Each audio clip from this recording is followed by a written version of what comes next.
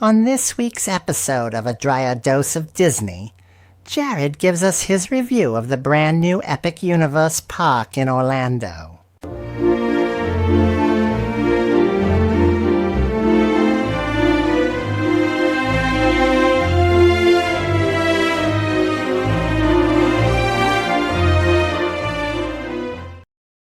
Welcome to this week's episode of A Dryer Dose of Disney. I'm your host, Jared Dryer, and today we are going to be covering the much anticipated episode that is our review of Epic Universe. So you've listened to our other episodes. We talked about the fact that we went out to Orlando at the end of July, and my family and I had 2 days at Epic Universe, and we had an absolutely great time there. It was a ton of fun, and we have a lot to tell you about. So there's a lot to cover in this episode. So before I dive in and start telling you all the cool, wonderful things about Epic Universe, we do want to ask wherever you listen to us, or if you're watching us on YouTube, find that subscribe button and click that. That way you can get this content delivered into your inbox each and every single week. And in fact, next week, we've got our Epic Universe rope drop episode, and we're going to take you through how we would navigate the park if you go. So that's going to be a great one to listen to. You're definitely going to want to subscribe to that. But then also, we've got tons of links in our podcast description down below. Everything from Patreon, if you want to support the show, to our Condo, to other things that you get some cool credits on. So like the Southwest Rewards card or Mouse Dining, where you can do reservations for your favorite Disney places and the whole 9 yards. There's lots of really cool things in our podcast description down below. So please check those out. But I want to dive right into it because this episode's going to take us a while to get through all of the cool things at Epic Universe. If you haven't heard a lot about Epic Universe opened up in May this year, and actually they did preview days starting in about February or March, but it actually opened to the public in May, and this park has been absolutely sold out. So this is Universal's third theme park and fourth park if you count the water park out there as well. But this is the third big theme park. It is off-site, meaning it is not close to their other two parks, Universal Studios and Islands of Adventure. It's actually going to be a little bit away. It's going to be a few miles away from them. And they have their own parking facility, their own structure there. Of course, if you're staying on site with Universal, they've got some buses that can shuttle you back and forth. But this is going to be a totally unique theme park for them out there. And it is totally cool. Lots of cool things to see at Epic Universe. Now, I will say, because it was just built, they do not have a lot of shade in this park. So please be aware of that, and that if you're going to go, as always, we always recommend carry a poncho with you if you're going to Orlando, because you could always need that. But also at this park, I would highly recommend that you wear sunscreen and that you got a ball cap or something like that, especially if your head is like mine. If you're not watching me on video, I do have a shaved bald head, and we did get a lot of sun out at Epic Universe. It was very hot, but still very enjoyable. And they did a really good job of theming this park and trying to provide shade and provide cover where they can. And they do have cool zones throughout the park, which is the first time I've seen that. And that was a really great idea. They've got these areas set up with benches and with fans and misters going, so that way you can go sit and cool off a little bit. And we did utilize those a few different times throughout the day. So I highly recommend that you stay hydrated, you get some sunscreen, and then go use the cool zones out there. But if you're not familiar with the park, is divided up into 5 distinct lands. So the first land is the center of the park as you walk in, and this is Celestial Park. So as you go in, it's similar to the Disney model where you have the hub and spoke, and the hub is the center. So this is the Celestial Park part of the park. And you're going to go in there. You've got your shops in there. You've got a lot of really great restaurants in there, which we're going to talk about in a little bit. They've got their main hotel there on the backside of Celestial Park, as well as 2 rides. So they've got the carousel and they've got Stardust Racers. And we'll come back to those in just a minute as we go through our review of the rides. Then as you go through the park, you have 4 different portals that go off basically in 4 different directions. And they're on the diagonals, meaning they're not on the compass north, south, east, and west, because you're coming in on the south side, but they're on the corners. So northeast, southeast, southwest, and northwest. And those different areas are the Super Nintendo Land. So Super Nintendo Land is on the left as you go in. Above that is the Universal Monsters Land, the classic monsters, which includes Dracula, Frankenstein, Wolfman, the Invisible Man, the Creature from the Black Lagoon, so many of these great notable monsters from back in the day. And that land is just a ton of fun. We'll talk about that in a moment. And then on the other corner of the park, you have the Harry Potter Ministry of Magic, which this one's a little bit different. It leaves the Harry Potter canon a little bit because it's in France. And then, of course, the Ministry of Magic in all the movies is in England, but they have it set in France here to tie it a little bit more to Fantastic Beasts. And we'll talk about that in a moment. And then you have the Isle of Berk, which is the How to Train Your Dragon land. So you've got 4 distinct lands surrounding Celestial Park. And I will say this park is really good sized. It's very large. It at least feels large. When you compare it to other park sizes that are out there, I Googled it and I looked, and it's just right in the middle of the mix with everything else. But I'll say when you're walking through the park, just because of how big each of these portals are and the lands in there, and then to get to them, so cutting across the park to get to the different portals, does feel like a very large park. So reminiscent of Magic Kingdom or Disneyland, where you've got Adventureland, you've got Frontierland, you've got Fantasyland. The same kind of format here where you've got all these different lands, or like Islands of Adventure where you've got the different islands. The biggest difference being you can get to them all from the middle of the park, which is very convenient and nice. So that is the park layout. Of course, you can go online and pull a map of the whole park if you'd like to. And we recommend that you do, in fact, do that when you're planning out your day. So that way you're not going to be running back and forth or cutting diagonals a lot because, like I said, it is a larger park and it's going to feel like you're just walking all day to get it to everywhere you want to go. So we definitely recommend, like most other parks, that you do have a strategy going in and attack it in a certain order. And again, we'll talk about that on our next episode. So let's talk about the rides in each of the lands. Now, of course, you've got a couple rides in most of the lands, except for one. Only the Harry Potter world only has one ride there. So let's go through. We're going to start at Super Nintendo Land, which this is actually, if you've been out to Universal Studios Hollywood, it's pretty comparable to that, in the sense that they have the Mario Kart Bowser's Challenge, and that is a fantastic ride, and we reviewed that on that episode as well. But I'll tell you, this is a great dark ride rendition of Mario Kart. So they've got virtual reality goggles that you put on. Everybody gets a unique headpiece. Those do get cleaned between rides, meaning you're going to pull it out of a bin. It's been freshly cleaned for you. You're going to put that on your head, and then the virtual reality goggles are magnetically going to clip onto that, which makes it a lot easier and a lot cleaner, I think, to do the ride versus everyone putting on and off the same visors and it touching their face. So this is a great way to do it, but you're going to get on the cart, and the cart holds 4 people, and very similar to some of the other rides you're going to see, like Men in Black, where you're going to go through the ride and you're going to go up against other carts or go parallel to other carts as you go through. But your goal is to earn coins by using the trigger on the steering wheel, as well as to drive the course. So as you're driving the course, you're going to see arrows pointing you which direction to go. You do get coins if you steer in the right direction. And then you're going to get your turtle shells to shoot the enemy. And the enemy, of course, is Bowser and his kids. If you've played Super Mario 3, which is back on the original Nintendo, that Bowser's got kids and they all come in the flying ships, and you're going to go through and fight those same kids. And you can shoot them with your steering wheel. So that's a great way to earn some coins as well. And they're going to take you through different courses as you go through this ride. Each course, they're not very long. They're all just going to be a few yards long, and you're going to have them each for about 30 seconds or so. And then you're going to go through different ones, including Rainbow Road at the end, which is totally awesome. And it's trippy at the same time because it's in the virtual reality goggles, but you're going to get a chance to see all that. And so this is a really great ride.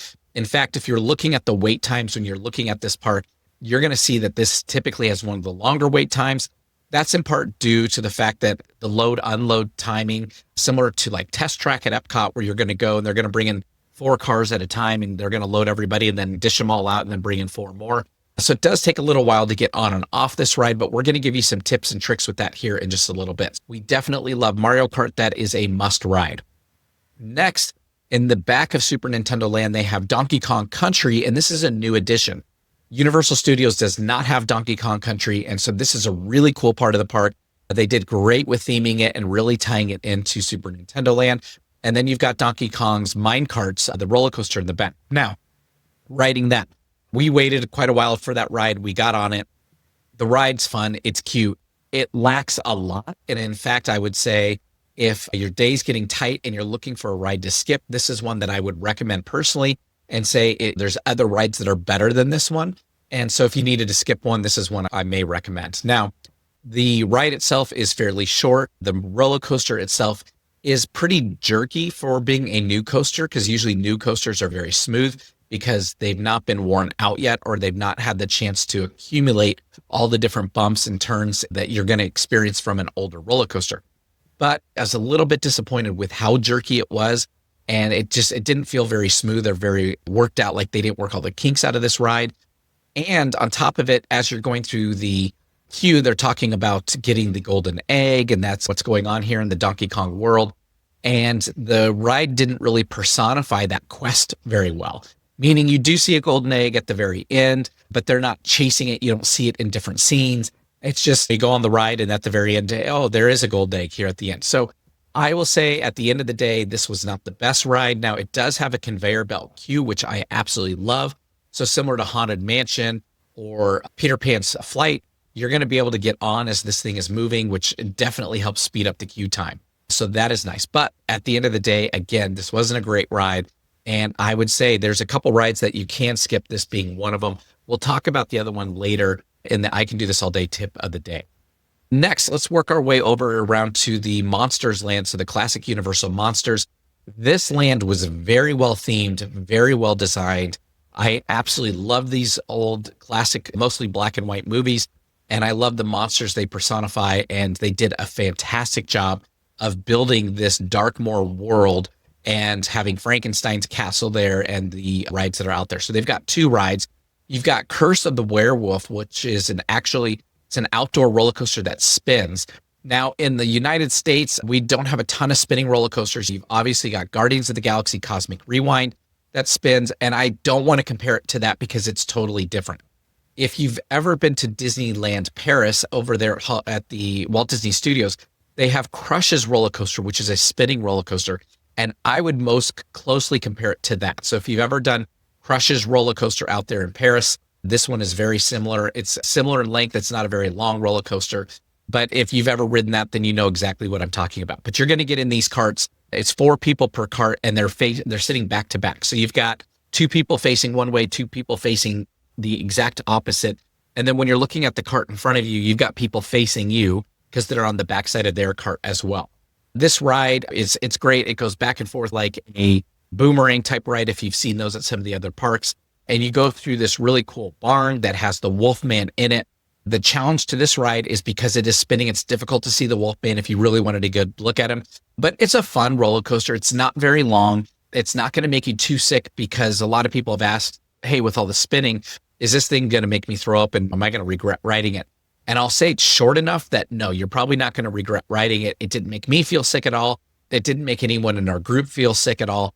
Now, my wife, who's the most prone to this, decided to opt out and not ride this one. So I can say that I didn't get a good response from her in the sense of to know, does this really impact people? But I myself sometimes get sick from that kind of stuff. And I will say I did not feel sick on this one at all. In fact, it was less intense than Guardians of the Galaxy Cosmic Rewind. So again, this queue is outside. So in the heat, you're going to feel it quite a bit more over here. They do have a single rider line, so we do encourage you to take advantage of that if it's early in the day and you can get through it. Now, next door to it is Monsters Unchained, and this is a fantastic ride, and not only a great ride, but an amazing queue as well. So you go through the castle. There's so much to see, so much to watch in here. It is a ton of fun. Now, we have had people ask, is it scary? Or am I going to have my kids frightened? And I will say the castle, the queue itself isn't bad. There are a couple parts with videos or there's a large statue of Frankenstein that they're showing you all of his body parts and things like that. They do have a mummy towards the end. Is the queue scary in and of itself? No, the queue's not too bad, but I will say that the ride may be a little intense for your younger kids. And by younger kids, I'm saying maybe 7 and under. If they're not familiar with the monsters, you are going to go through this ride. You are going to see the majority of the monsters throughout the Dark Universe era, and you're going to interact with them. So it can be a little bit intense. You are going to have monsters, I don't say jumping out in front of you, scaring you, but there are monsters that are chasing the cart throughout the ride. So do be warned of that. But this is a fantastic ride. In fact, I'm going to tell you right now, I'm not going to rank all the rides for you at the end, and I'm going to tell you this was my favorite ride in the park by quite a bit. So this ride is fantastic. Now, the mechanism for the ride is very similar to Harry Potter's Forbidden Journey in the Hogwarts Castle at both Universal Studios Hollywood and Islands of Adventure. But what is significantly different is it's not 3D, and B, the screens that you're watching. So in the Harry Potter ride, you're flying and going through Quidditch and all that. The screens are way far away, like across the room far away. And so I got zero motion sickness on this. I can tell you that I rode this ride multiple times, loved it, never felt sick on it at all. There are a few times, if you're familiar with the Harry Potter ride, where when you're in your cart, they're going to put you on your back so you're looking up to see what's happening above you. And there are quite a few times you're going to be on your back. So if you have keys in your pocket or anything like that, they could potentially fall out. So I encourage you to use the lockers and get everything out of your pockets before you go on this ride. But it is a great ride. And they did a fantastic job at combining live action with the video screens and putting them together in such a way that won't make you sick, unlike Harry Potter's Forbidden Journey, where a lot of people actually do get sick. Right. This is by far, like I said, the best ride in the park. I want to highly encourage you to ride it. And because the queue loads so quickly, typically doesn't have much longer of a wait than about 10 or 20 minutes. So it's a great one. Now let's go over to Harry Potter World. In this land, the Ministry of Magic, there is only one ride over there, and that is the Battle at the Ministry of the Magic. And it's through the Metro Flu. Now, I don't want to spoil this ride for you, and I'm not going to tell you a lot about the story. But what I will tell you is the queue is really good. You're going to go through the Ministry of Magic. You're going to go through the Flu Network. You're going to get to see some of the offices and stuff like that. So I do want to encourage you to go through and see the queue. Now, the best part is a lot of people realize that when you ride single rider that sometimes you are bypassed, you miss the queue. That is not the case here. In fact, the single riders are going to go through the exact same queue as everyone else. You're going to get to see all of the same stuff for the most part. There's one office that you're going to miss in the single rider queue, but other than that, you're going to see everything else that everybody sees in the standard queue. So this is a great ride for single rider. Now, when you get on this ride, it's tough to find a ride to compare it to, but the best examples I can give you, if you have been to Universal, is it's similar to Transformers and Spider-Man, but also similar to Harry Potter and the Forbidden Journey again. So the cart's going to move more like Harry Potter and the Forbidden Journey, but the format is very similar to Transformers and Spider-Man. Now, again, they did a fantastic job of really backing this ride away from the screens. So the screens are whole walls and whole fields of vision, which is really cool. And that gives an opportunity to really tell a better story. And at the same time, it keeps people from feeling sick. In fact, my wife did ride this one. She does not like Harry Potter's Forbidden Journey, and that one makes her very sick. She rode this and did fine. She said at the very beginning, you're going through the ministry. And again, I don't want to spoil the ride and tell you what happens, but you're going through some of the scenes fairly quickly. And she said that one made her feel a little bit uneasy right at the beginning. But after a few seconds, once the ride got going and then you open up into bigger worlds and see bigger things, she said she felt totally fine and was great the rest of the ride. So I will say that this is a great ride. Now, many argue this is the best ride in the park. I will tell you that this is either in second or third for me. It was, of course, a great ride. It's a great Harry Potter ride. But there are, again, Monsters Unchained is a better ride. And then one other ride I do think edges this one out as well. But Battle of the Ministry of Magic is great. If we go over now to Isle of Berk, you've got 3 rides in here. You've got Hiccup's Winged Gliders, which is, people argue it's like Slinky Dog Dash. It's a family roller coaster. I completely disagree. I will argue against that all day. I feel like this is a much bigger roller coaster than Slinky Dog Dash. It is much more aggressive. I would, if I'm going to put it on par with something, the closest coaster I can put it on par to is Hagrid's Motorbike. It's not as aggressive as Hagrid's Motorbike, and I would agree with that it's not that aggressive, but it is a bigger roller coaster like Hagrid's Motorbike. It is not as small as the Buckbeak ride, the Flight of the Hippogriff. It is not as small as Slinky Dog. It is not as small as some of these others. And then, again, it's not as intense as Hagrid's Motorbike or Velocicoaster. So this one's kind of that middle of the road roller coaster. My wife did ride it. It did make her feel sick. She was very upset she rode it when it was done. She thought it would be much more mild than it was. But this is a great roller coaster and does very well with the How to Train Your Dragon story and kind of incorporating all that. So again, I will compare it most closely to Hagrid's Motorbike. So if you've ridden that, that is going to be your best point of reference for Hiccup's Winged Gliders. Now, right next to that are the Dragon Racer Rally rides, and there's 2 of them side by side. This is a kind of a cool ride that goes up in a circle up in the air, and you have the opportunity to try to flip your dragon as it's flying. I will say I rode this. I did not get sick on this at all. I did my absolute best to flip my cart on this, and I got all the way completely inverted And my family group that was with me saw me get it completely inverted, and they said they saw it completely inverted. And in fact, they had another person in our group that I couldn't see because they were off to the side. They also got theirs completely inverted, but we were never able to get it to do a full barrel roll. So if that's something you're interested in, you want to get a little bit more intense, I encourage you to go online and check out ways to do that. But the Dragon Racer Rally was a fun, quick little ride. The wait's not too long if you hit it at the right time of day. And like I said, it's a great ride. Also in Isle of Burke is Fire Drill, and this is the water ride. And they are going to put multiple cars going at the same time, meaning multiple rafts out there. So you can shoot each other. You're going to get shot from people on the ground. You're going to get soaked. So this is one we actually chose not to ride because I don't love getting wet. But we saw a lot of people ride it. They enjoyed it, but they did come off absolutely soaked. So know that going into it. Now back out at Celestial Park in the middle, they have two rides out there. They've got the center carousel, which is absolutely huge. That's a fun, easy, simple ride, a good family ride. But they have Stardust Racers. And if you've not heard of Stardust Racers or seen it yet, you will when you get in the park. It is dueling roller coasters, meaning two roller coasters going at the exact same time. And this ride is very intense. It is very comparable to Velocicoaster with the exception that you've got two going at the same time. So there's a lot of times you're going to cross paths or look like you're going to hit each other. But what is different is I feel like the Velocicoaster is a little bit better of a roller coaster than Stardust Racers just because of the height. It gets up a lot higher. And then some of the elements like doing the corkscrew over the water at Islands of Adventure is a really cool element. Stardust Racers has corkscrews. It has some of those cool elements.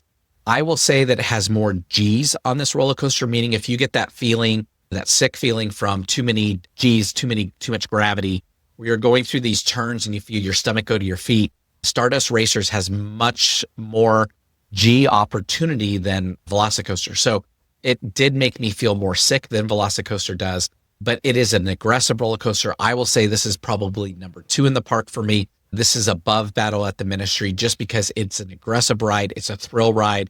It's fast. It's got a lot of elements to it. Now, when you go to get on this ride, they do have the 2 lines. You have the green line and the yellow line, and we rode both. I will tell you that they are nearly identical. If you read online, a lot of people are going to tell you that the green track is a little more intense, and I can't agree with that. I can't say that is true.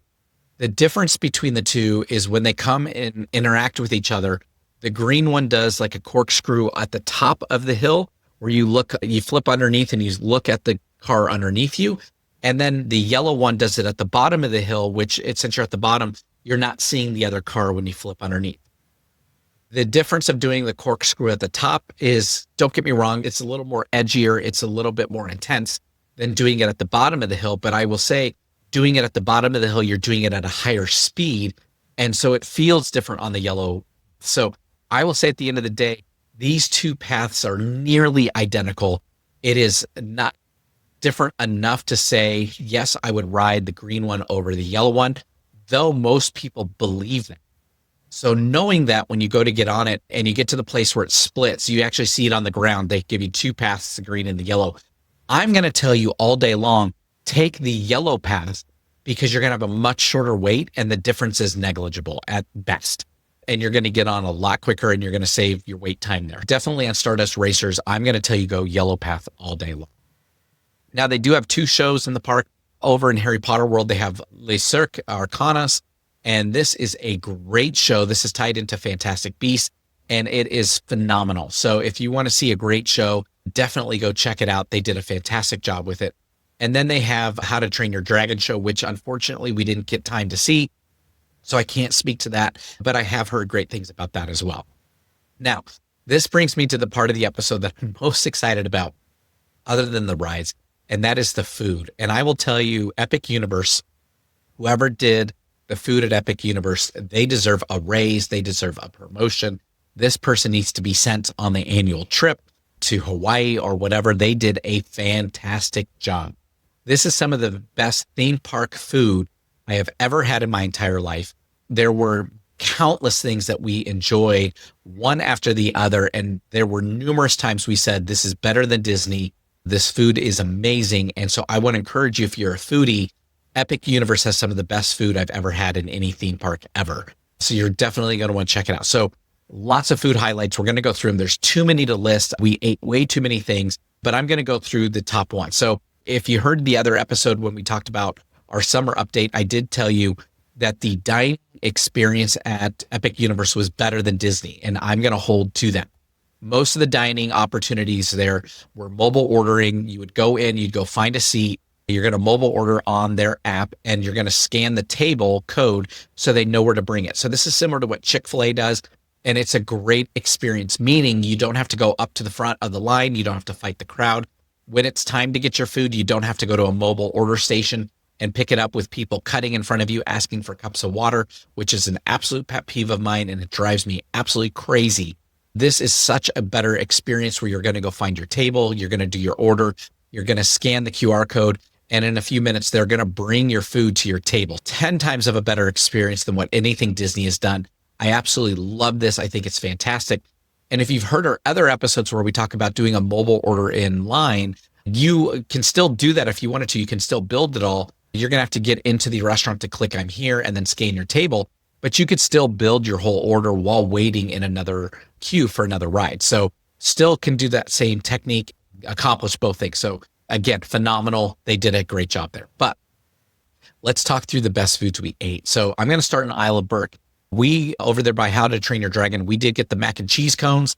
If you've heard our episodes about California Adventure out in Anaheim, one of our favorite foods out there are the mac and cheese cones over at the Cozy Cones Motel in Carsland. These mac and cheese cones at Isle of Burke beat those cones hands down. Like, it's not even a competition. The ones at Isle of Burke are 10 times better. And it's really down to the cone. The cone is like this flaky garlic bread that just pulls apart and falls apart in your mouth.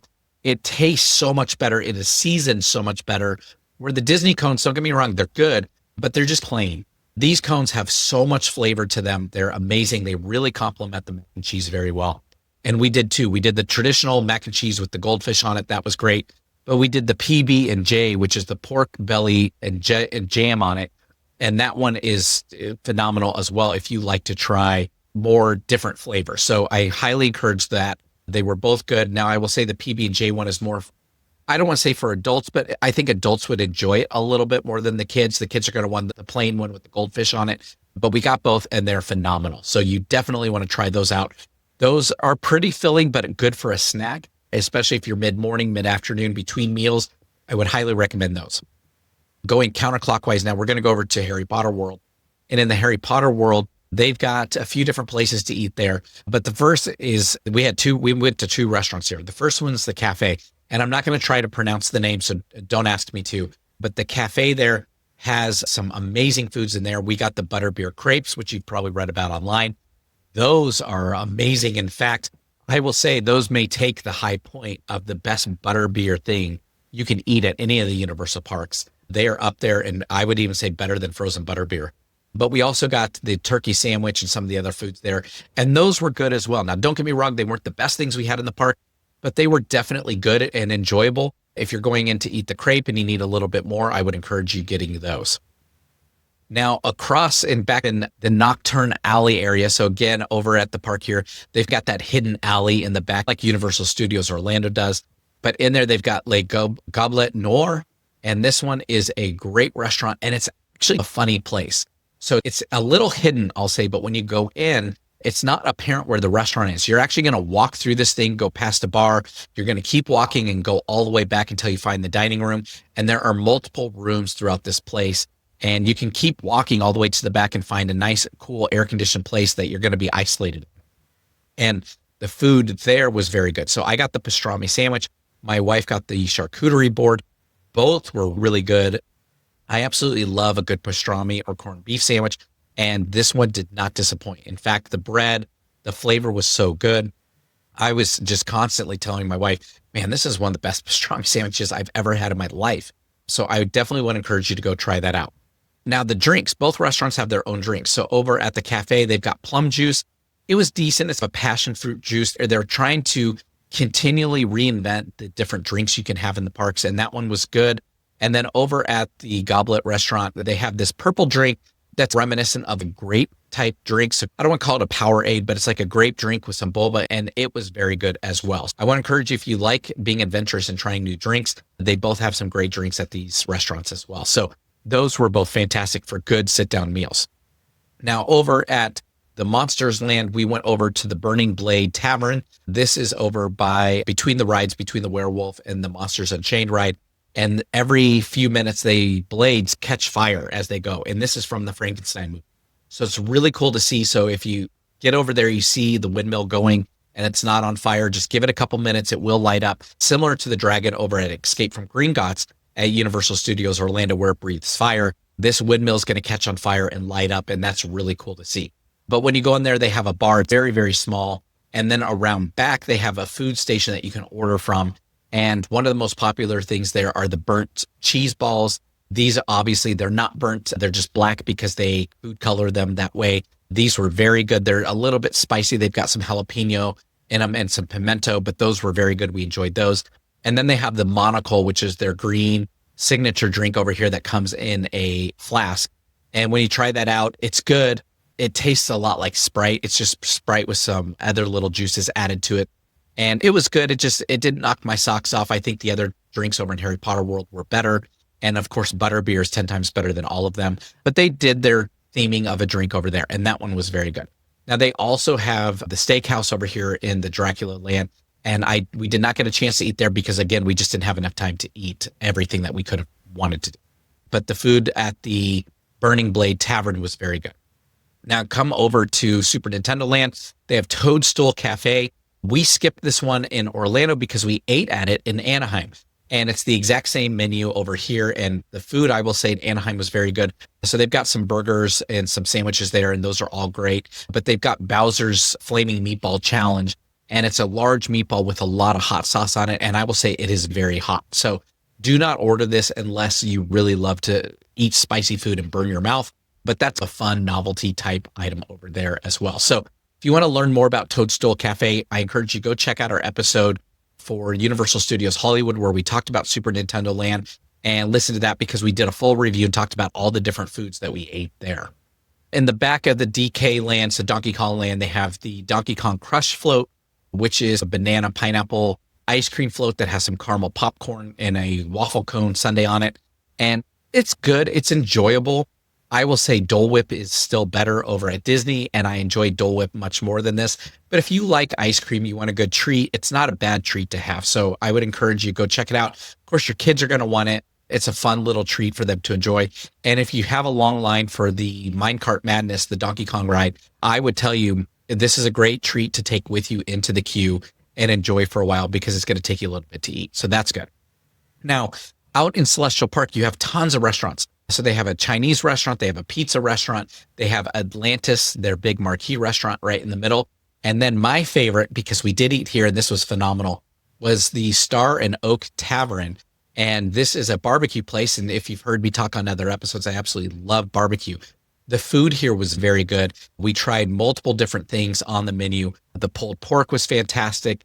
The sausages were fantastic. The chicken was okay. The brisket was good, but it was a little bit dry. So I'm going to warn you about that now. If you do like brisket, know that it was dry and we did have to put quite a bit of barbecue sauce on it to liven it back up just a little bit. But they have great breads here. They have a live band playing.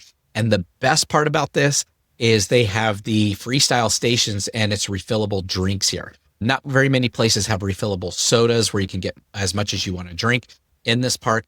This is one place that you can. So if that's important to you, I'm going to tell you, go over to the Star and Oak Tavern. You're going to love it there. You're going to be able to get a refillable drink that you can go back to the freestyle station and you can change your soda type every time you go up there if you'd like, but you're going to be able to get as much as you want to drink.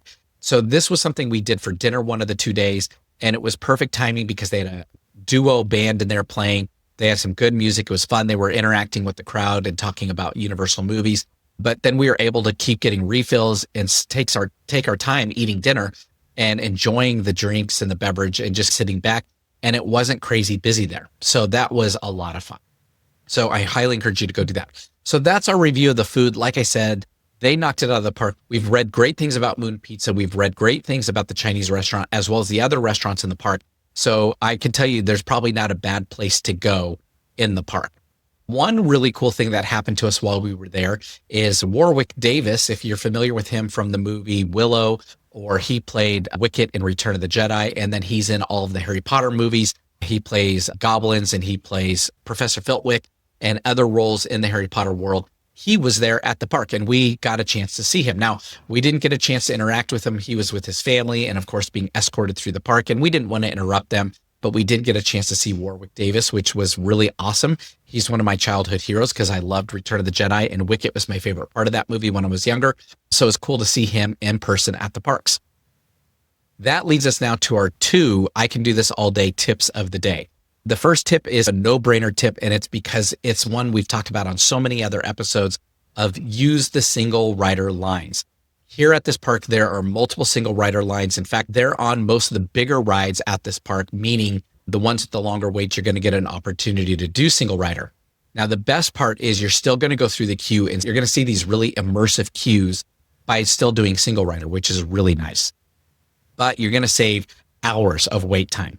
In fact, we rode the Mario Kart ride 3 different times, with our longest wait probably being 20 minutes, our shortest wait being we walked right on one of the 3. So that was fantastic, where the wait time in all 3 cases was over an hour. We were able to walk on 2 of the times, and then once we had to wait about 20 minutes because the ride had been down and then it came back up and the line was a little bit backed up at that point in time. They also have single rider at the Battle of the Ministry of Magic, and that line was a little bit longer. It took us, I would say, closer to about 30 to 40 minutes to get on that through single rider. But the best part was the wait was almost 2 hours at that point in time. So we definitely were quicker than half of the wait times. We still went through the queue, went right through towards the front, and then just had to wait enough turns for us to finally get on. So I highly recommend do single rider. It's not worth running to these longer wait queues first thing in the morning for rope drop when you can do single rider later. So we'll talk about that next week in our episode as we talk about our rope drop strategies here at Epic Universe. Our second one is, you may have noticed as I went through this park review, I omitted one ride. And I did that on purpose because I wanted to save it for the I can do this all day tip of the day at the end. And that is the Yoshi ride over in Super Nintendo World. I can say I have never in my life been more disappointed in a ride than I was in this one. I will say at all costs, skip it. The only time I would ever ride it is if you have little kids. And when I say little, I'm talking younger than 5. This ride, when we went to go on it, you can see it as you go through the Super Nintendo Land. You can see it up on the perimeter going around.